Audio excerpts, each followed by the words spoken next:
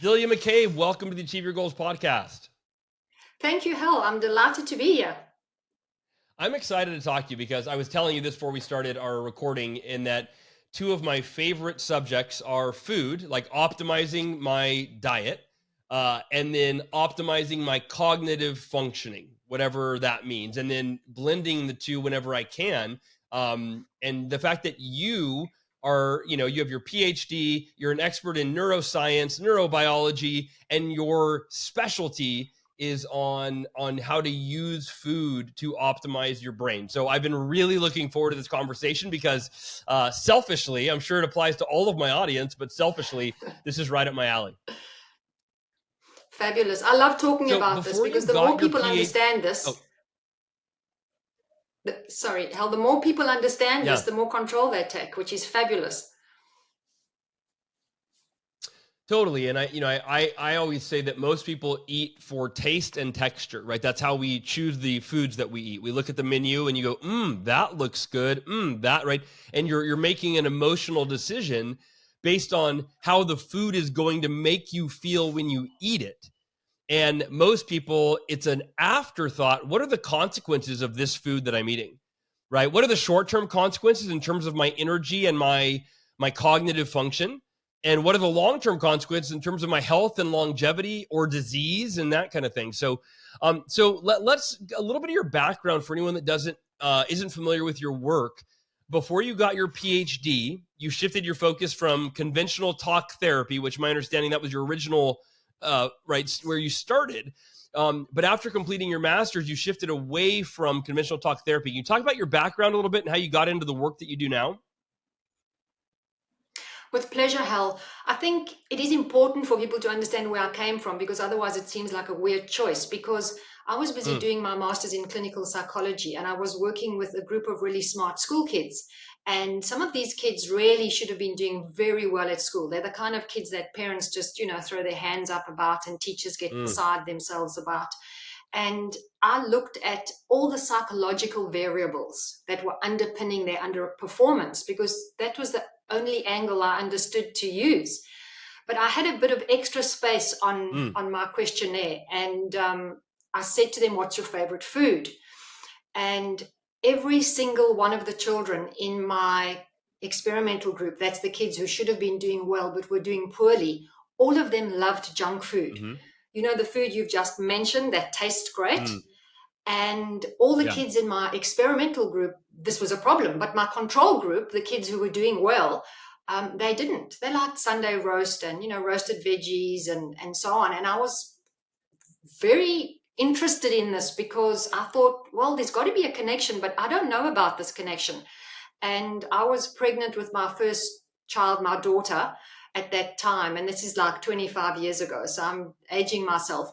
And I thought, look, I'll step aside a little bit, get my Yeah. master's, hand my thesis in and just investigate this more. And as they say, I took the road less traveled and discovered that what we eat has a huge impact on brain development, brain function, mood, focus, concentration, all the things that are really important to living your best life. So, other than the obvious reasons, why do we love junk food so much? Like, why would you say that we as individuals love junk food? Is it a societal thing with, television commercials and so on and so forth? But why do we love junk food? It's a great question, and there are a few factors related to this. One of the things is actually related to stress. So when we are stressed, we naturally gravitate to foods that have a quick energy release. And it's not just the quick Mm, energy release and the feel good mouth feel we get, it's also what the body produces, which are called endogenous opioids. So these are opioids that the body makes itself, endogenous, and they get released into our bloodstream. So we have this sense of calm and peace and relaxation from that food. So it's not just the mouth feel, it's actually this feeling that we get. The other challenge with food is that it's one of the things that we rarely associate with our childhood and our memory. So if we remember eating a mm, specific food in our childhood or when we were in a certain environment, that is a big cue to go back to that food because memory has a huge role to play in our desire for food. But then there's something else, and this is really quite insidious and quite sobering, because the food manufacturers have spent billions of dollars, and I'm not exaggerating, billions of dollars, to find out from neuroscientists how to hijack our tastes. And they know that if they give us something that's, for example, a little bit salty, it's also sweet, it's also creamy, it's also crunchy. If they can combine all of those mouth-feel sensations at the same time, it sends a huge input of information to the brain, which stimulates dopamine release. And so we are much more keen to go after that food. And then there's the last one, which is the whammy, which is basically that the faster we can get to a food, the greater the chances are that we will become addicted to that food. So they make sure that the packages that they design around this junk food are as easy to open as possible. So those are some of the reasons, Hal. Huh. Yeah.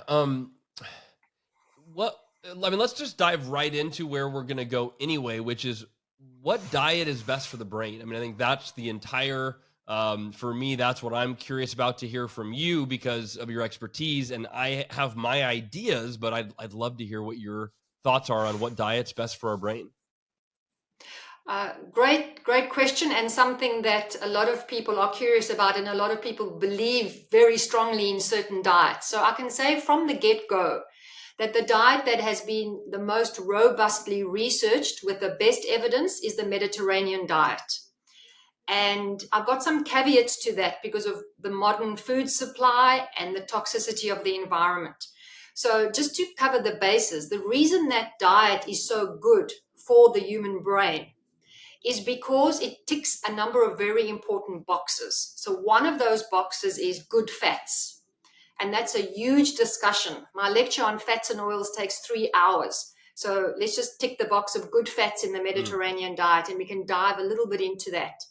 The second thing is that it has got a lot of colorful food, lots of color, and those antioxidants are very important to keep the brain healthy, from an antioxidant perspective and also from an anti-inflammatory perspective. The third box to tick is lots of good high density fiber. That's the one thing. And also great fiber-filled carbohydrates. So the brain's preferred fuel is carbohydrates. Getting them in an unrefined form also satisfies the gut's requirements for a lot of fiber. So those are the basic factors related to why the Mediterranean diet is the best diet for the brain. So when you say carbohydrates, obviously that's like an evil word, today.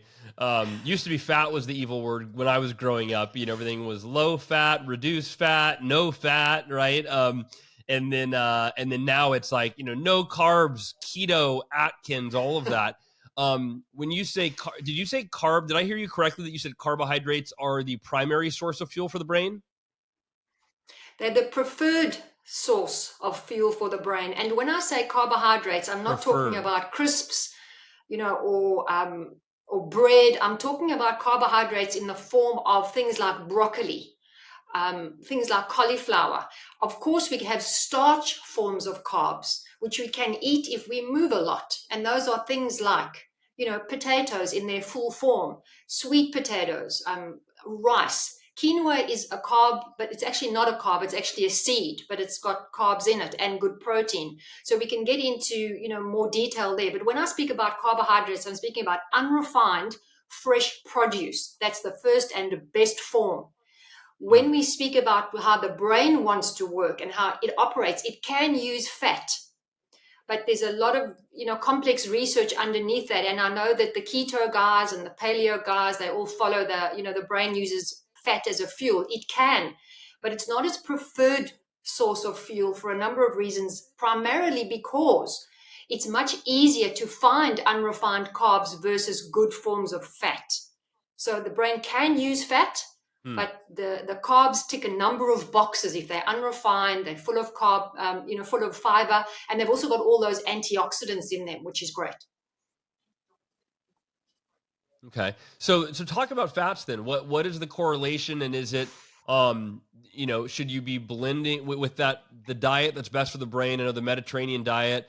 How talk about how good fats correlate with eating unrefined carbohydrates. So if unrefined carbohydrates are the preferred source of fuel for the brain, I've always been, or not always, but my understanding, and maybe it's these keto guys as you talk about, Bulletproof, Dave Asprey, my friend, that brain is the primary or the best fuel for the sorry fats are the best fuel for the brain.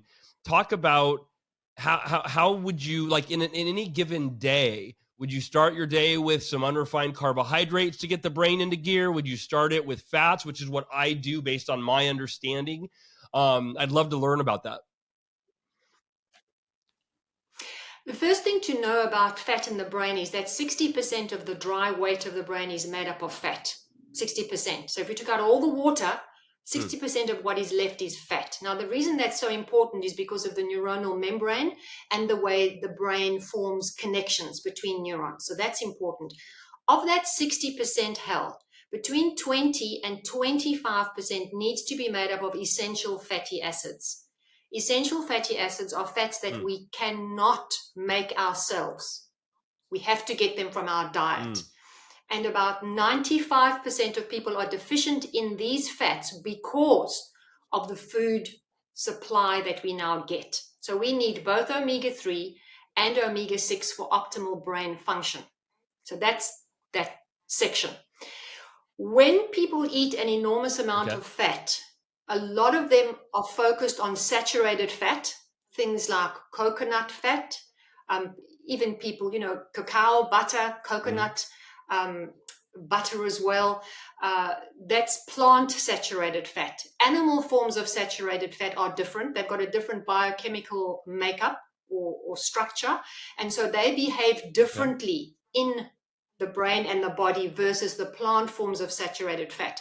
And just to go back a little bit in time to give you an idea of how deeply I had to dive into fat, because when I discovered this 60%, percentage of fat in the brain, I thought, it'll take me a couple of weeks to figure this out and then I'll move on. And I ended up creating a chart for myself, because the fat and oil story is the most complex story in nutrition, which is why it's so easy to fool people around this conversation.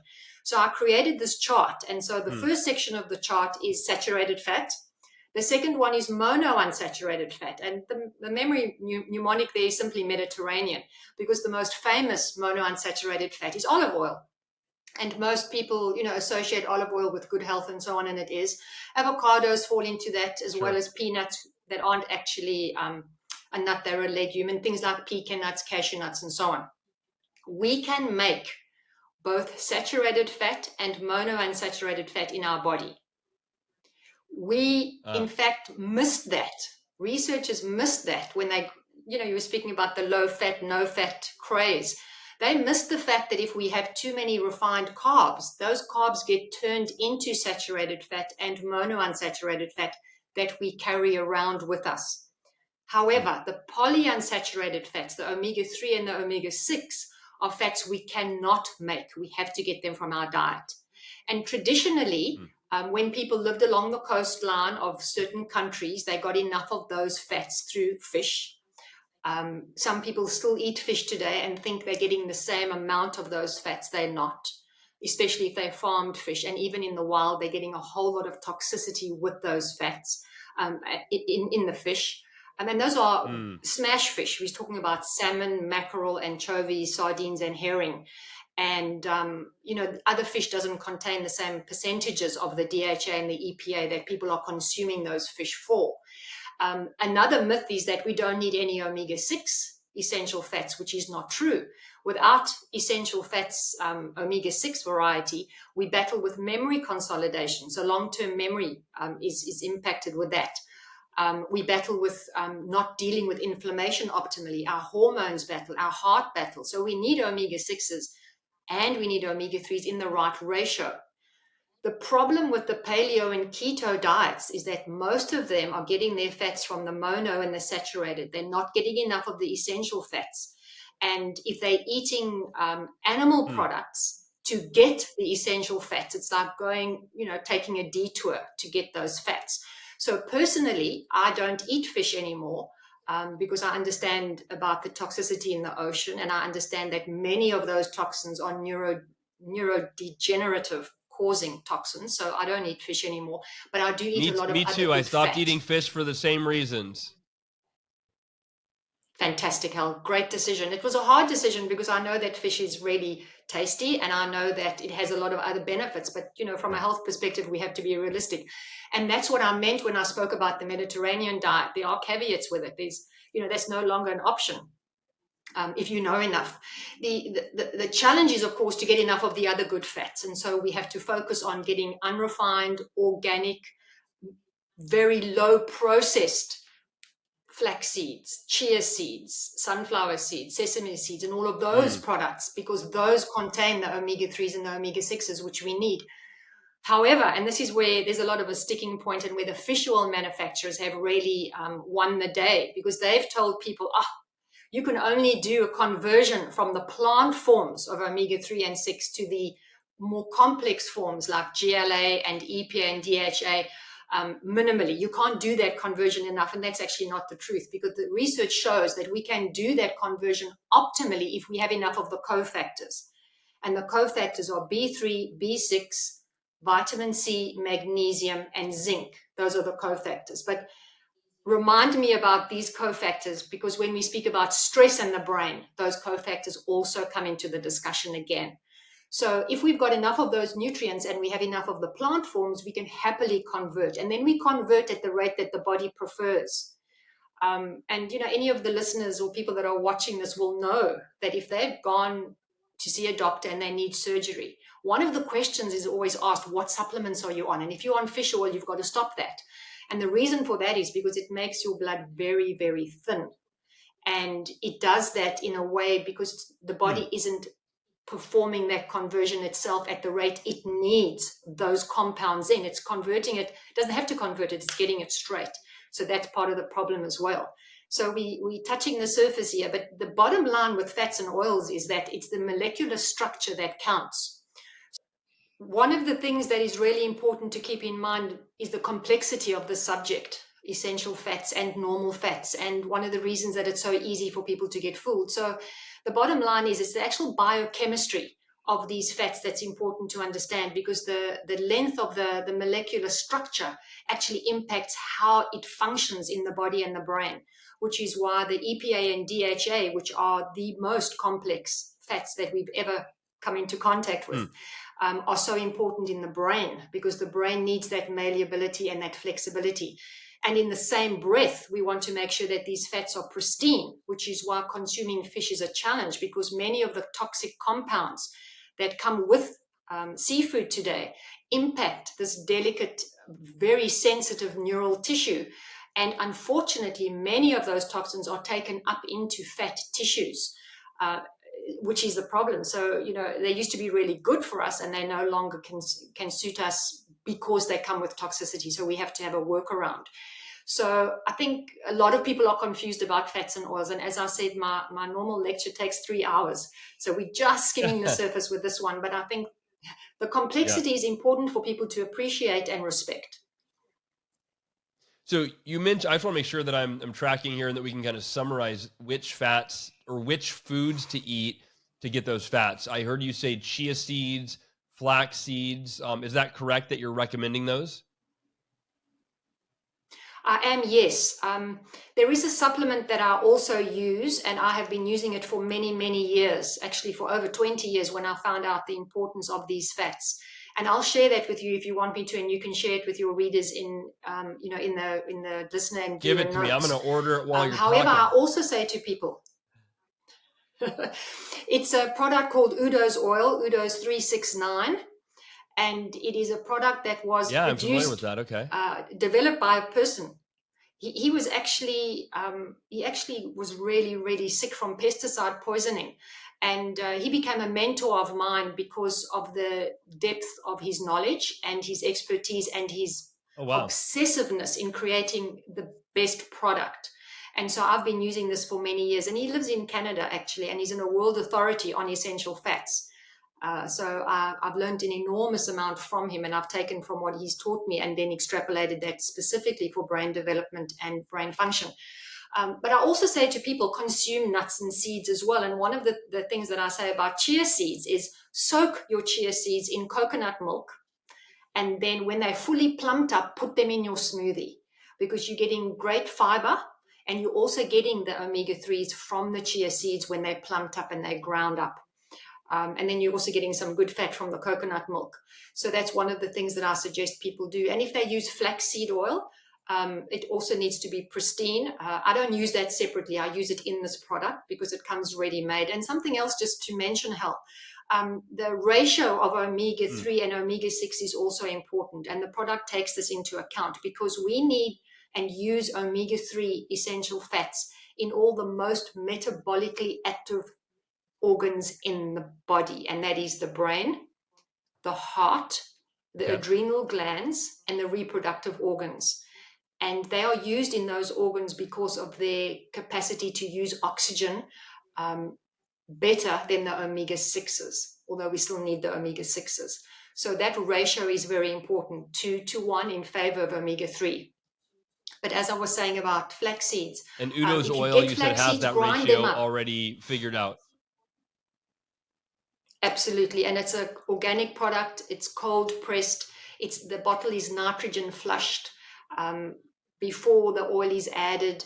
Then, of course, the bottle is finished off with nitrogen gas before it's sealed. So it's completely oxygen free. It's also put into a cardboard box and it's date stamped. And it's the only product I've ever found in the world that actually tells you how much you must use per body weight, which is really fantastic because most supplements people just swallow and, there's no body weight allowance. So that is important. Flax seeds, still use them, grind them up though, put them into, put them over a salad and so on, but don't grind them before you use them because they're also very sensitive, light, heat and oxygen.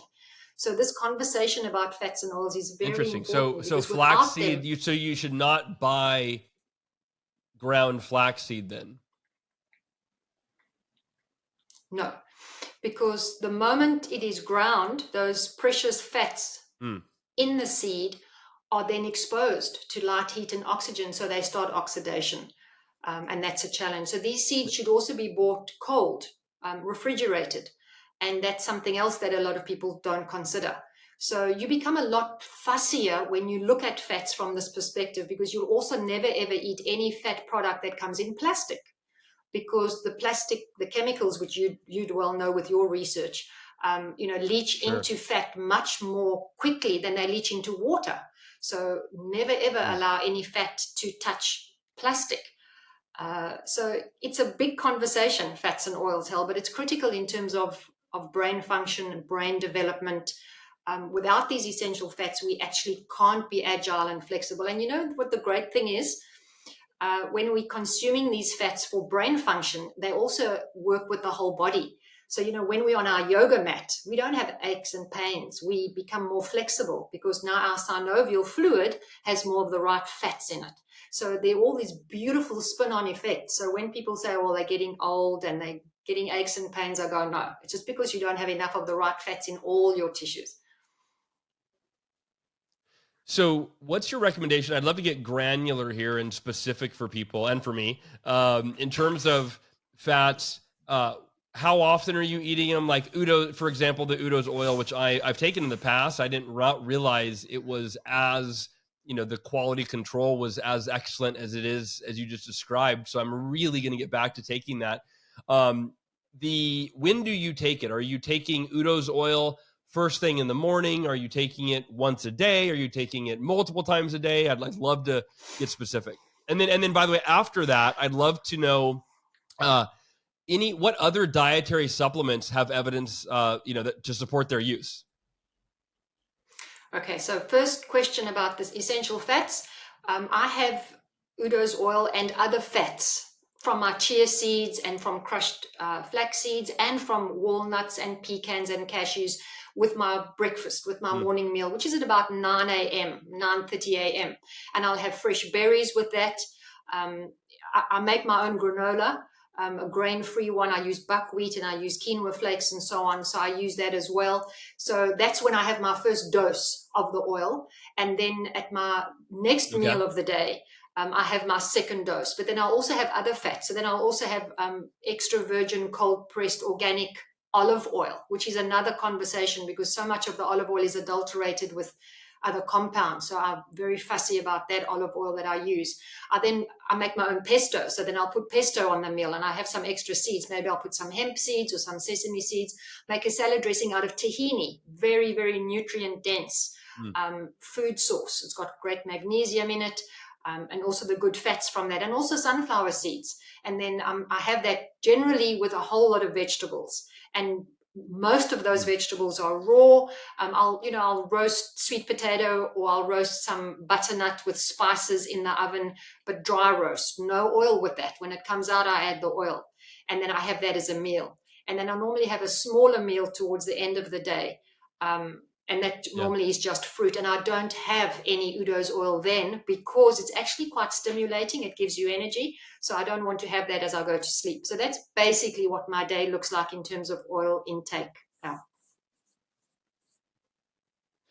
Now, so are you, and this is a whole nother topic, but are you, from what you described, it sounds like you're vegan. Do you not eat meat? No, I'm not complete vegan. I'm very fussy about eating red meat. That's what I choose to eat. I don't choose to eat chicken. And I'm battling actually to find good sources of red meat because I want it to be pasture fed and pasture killed, if that's the right way of saying that. I'm still battling because in America, the classification is different health. So in Australia, it was really easy to find 100% organic, grass-fed, pasture-raised meat. But yeah, they've got different ways of checking that. And I had a whole conversation with the guy at Whole Foods a couple of weeks ago around this issue. So, you want it to be grass-finished and you want it to be 100% pasture-fed and so on. And that's what I look for. I don't eat that often, though. Maybe once a week. I'll have that. And so that I'm really fussy about that. So I do eat a lot of grains. And so quinoa is one of my staples. I will eat lentils, which are fantastically nutrient dense. I'll eat a lot of beans as well, and I combine them so that I have, full protein source. But I think one of the things that the people that are kind of obsessed about protein, which is basically the paleo brigade, firstly, it's an evolutionary oversimplification to think that paleo is best for us. And that's another conversation. I've actually got a blog post about 10 reasons why paleo isn't the answer that most people think it is, although it does have many, many benefits, primarily a focus away from processed food, which I really, honor and agree with. But in terms of having to eat meat all the time, this is not necessarily the best thing for the human body. And we do get protein from a number of different sources, and the body is smart enough to combine the different amino acids that are strong in some and weaker in others together to give us robust health. And we know this from population studies where people haven't eaten vast quantities of meat. So I think, we can kind of like put that to bed, although I know that it is a contentious issue. I actually wrote 2 blog posts on this exact topic. What is the best diet for brain? And I brought in research about paleo and keto and intermittent fasting and so on. But, to go back to what you asked me about before, about dietary supplements, before I started my PhD, I had a whole lot of dietary supplements that I really thought were doing me good. And when I did my PhD, I was quite shocked to find that there isn't a lot of evidence to support a lot of the products that are sold. And a lot of the products are sold on a premise that we know X does Y in the body, therefore supplementing with X will support Y in the body. And that is a marketing jump that a lot of companies take and use. And I wrote an editorial on that and I called it Marketing, Hope and Hype, because that is a bit of a problem. So we need to get away from that. But I can tell you without a shadow of a doubt that we know that magnesium is a very important product, important nutrient, and in the right form, it can do us a lot of good. We also know that zinc is important. We also know that iron is critical for both brain development and function. We know that, for example, vitamin D is important. Vitamin C has a huge role to play in our body. In fact, in our brain and our adrenal glands, we've got 17 times more vitamin C than in any other tissues in the body. So we know it's critically important as a nutrient, particularly when we're stressed. And, we may get to that if we have time. So those are some of the nutrients that we know in supplement form we definitely do need. There are others that there's anecdotal evidence, and there are things like, people supplement with garlic. I know that you did that, and I know you probably still do. And that's fabulous because that's a product that comes in a natural form and it's just concentrated, in a product. But a lot of the other products that people take, bodybuilders take a whole lot of products. We don't have enough evidence yet to show that they really are doing a benefit, and they could be doing harm, overloading the kidneys and the liver. Absolutely. Because the liver's got to process all these things. So I think circumspection is really important, and you have to look at the evidence. And as I said, it was a huge project for me to do that. Take all this the dietary supplements that the people in my groups were using, and then dissect each of it. Hell, it was an enormous task because I had to look at all the actual active ingredients, and then I had to look at what came with the product. So I became like this private investigator. When I look at a supplement today, I use all of those skills that I learned, because the form of the supplement is critically important as what's actually in it. Yeah. Yeah. So a few things that came up for me. One is you mentioned some of your blog posts. I want to let everybody know you can go to lighterbrighteryou.life, right? That's your website. So is that where your blog posts are, I'm assuming? That's right. Hell, that's where they are. Okay. And then I also need to connect you with our where I get our cow from, our meat from. So my wife and I buy an entire cow at a time. We've been out to the ranch where these animals are pasture raised. They are grass fed and grass finished.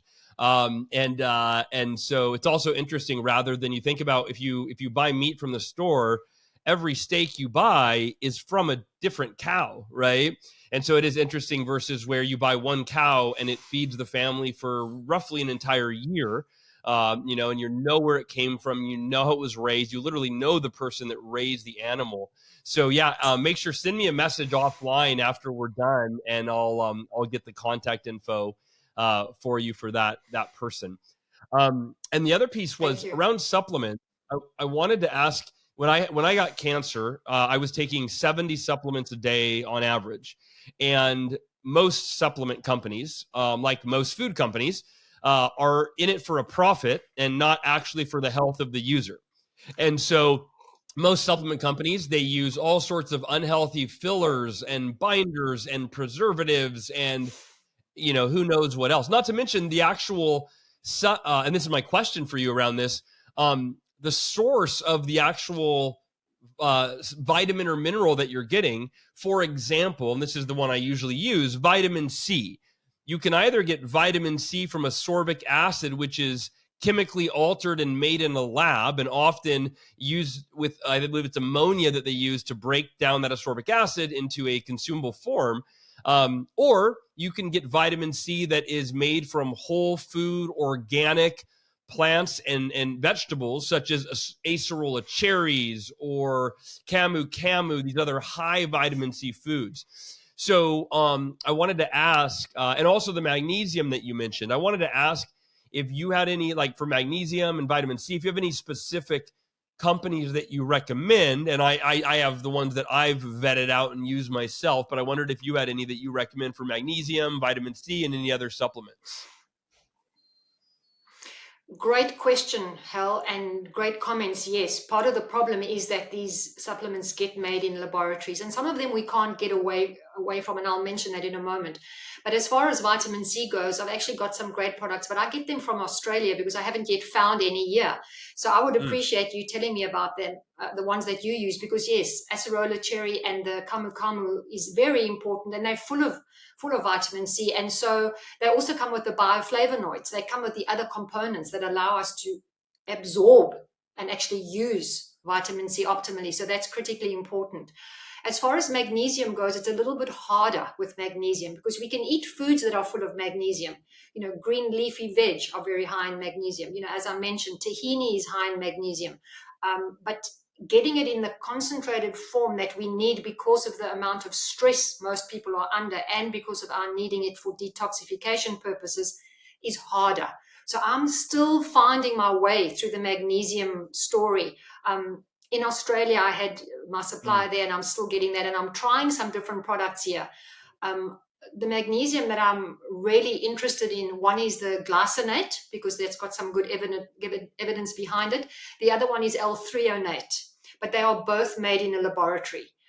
It's not possible to isolate them and to get them separately in a food. So the form is important. And I say to people, if you can find a supplement in liquid form is best, obviously knowing what else is in the liquid.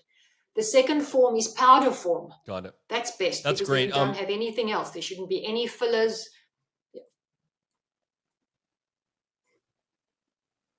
Yeah. So I'll tell you, one of my favorite companies for supplements is Pure Synergy, and you can get them on Amazon. I try to avoid Amazon if I can and go directly to the company. So it's the synergycompany.com, but they're vitamin C, made from acerola cherries and all of that. But I'll give you where I get the magnesium. I actually use their product called Bone Renewal. And I'm looking at it right now. So it has vitamin D3, 250% of your daily value, made from organic vegan algae complex. It has calcium, 65% of your daily value, from organic Icelandic red algae. It has magnesium, 100% of your daily value, from Dead Sea mineral concentrate chelated with brown rice. And then if you go down, you can read all of the ingredients, and it tells you where they are all from.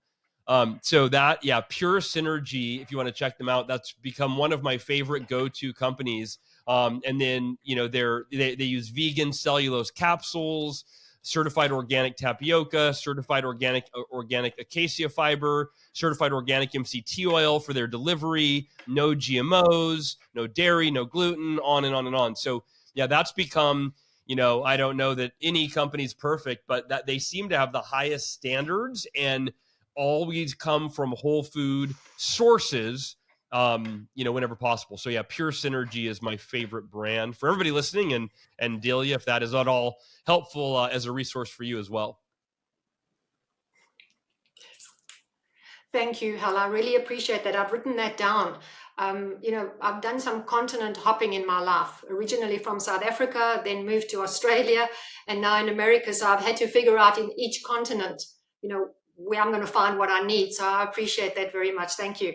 And we haven't even discussed the nutritional cost of stress, but I see that we at the top of the hour. So maybe we'll have to leave that for another time. We'll have to do that for next time, but I'm fascinated. You're such a wealth of knowledge. Like you said, you can talk on fats for 3 hours alone. So where is the best, again, being that you're a wealth of knowledge and your website has, I was browsing through all of your articles and blogs and extra resources on there, not to mention, your 2 books that you've written. Where is the best place for people to find you and follow you? It's a good question. I've actually been more focused on knowledge acquisition than building a following. And I think I need to change that because my focus is moved from, my children now. The best place probably, I do a lot of interaction on LinkedIn, so people can find me there. I'm a little bit on Instagram. I basically use Instagram as a place to store my memories and the things that work for me. So people can happily follow along with what I'm busy doing there. And I mentioned products and I mentioned foods and so on. I'm not very active on Facebook, Hal. And I haven't been as good with my blog posting as I should be. I've had a problem with my mail server. Well, there is a lot of articles already on your website. So for anybody listening, go to Lighter Brighter You, LIGHTER BRIGHTER, lighterbrighteryou.life. So not .com, but .life, lighterbrighteryou.life. And then check out Delia's books. Her first book, Feed Your Brain, 7 Steps to a Lighter, Brighter You. And Delia's second book is Feed Your Brain, the Cookbook, that obviously breaks down what recipes you can make to indeed feed your brain. Where Delia, it is really a pleasure to talk to you. Thank you so much for sharing your knowledge and your heart with the audience today. Thank you, Hal. It's been a pleasure, and thank you for your help. You helping me too. Oh, you're so welcome. I'm glad it's mutual. Well, goal achievers and members of the Miracle Morning community, I hope you enjoyed today's episode. And please feed your brain what it wants and what it needs to function optimally, because in my opinion, you deserve nothing less. Your family deserves nothing less. And, I think that for all of us, rather than just making dietary decisions on what we eat based on the food, the taste, the texture, make it based on the consequences and the benefits that are available when you follow what Delia talked about today and eat a diet that indeed feeds your brain. All right, goal achievers, members of the Miracle Morning community, I love you. I appreciate you. And I will talk to you all very soon.